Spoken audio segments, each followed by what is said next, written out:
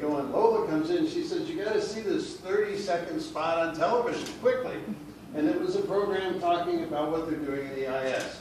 Within a couple days, we were down here at the White House. This is 15 years ago.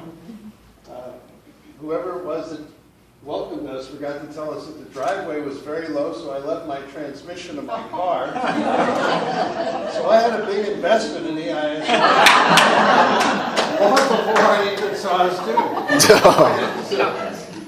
I'm actually collecting money for my car today.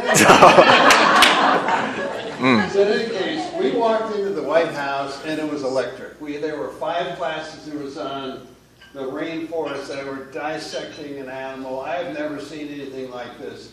It was unbelievable. I looked at Lola and I said, this is where we should be dedicating some of our efforts, which created the opportunity for me to spend just a little time with Doris, and I told her a little bit about the fact that I was essentially a business person with no science experience, no education experience, and really I didn't particularly want to be on a board. I just wanted to look and see whether I could make some contribution to this remarkable, remarkable institute.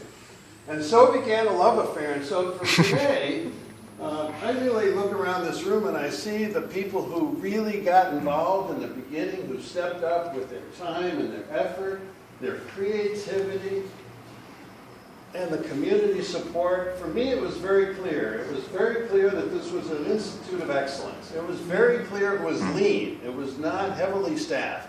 It was very clear that the board and the staff and the students were all on the same mission.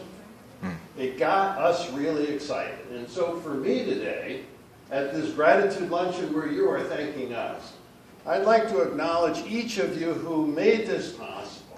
And when I see the students stand up there and tell me that they're now going to medical school, they're now being scientific teachers, they're now changing the world, I thank each of them for justifying the time and effort and love that we've had for the Institute for the last 15 years, and I wish them continued success in the years to come. And I've been attending EIS for 22 years. You guys want to sit down? Yeah, but I had the real honor of being on the first youth board. Doris said when we introduced ourselves that I didn't have to tell them I was 40. But like Norm, like you were describing Valerie, it's hard for me to be in the room without crying, without being very emotional about what this whole experience has meant to me. It was a life-changing moment, I think, the minute I stepped into this amazing place and into the amazing relationship with Doris Anderson. It's become a lifelong friendship, of really incredible meaning to me. Working with the young people that I had the privilege of doing with the youth board was also really life-changing. We took a couple of the lessons from Mr. Watts and took them very much to heart, which is to make everything a learning moment and to make it fun. And when you do that, really ordinary people are capable of doing really extraordinary things.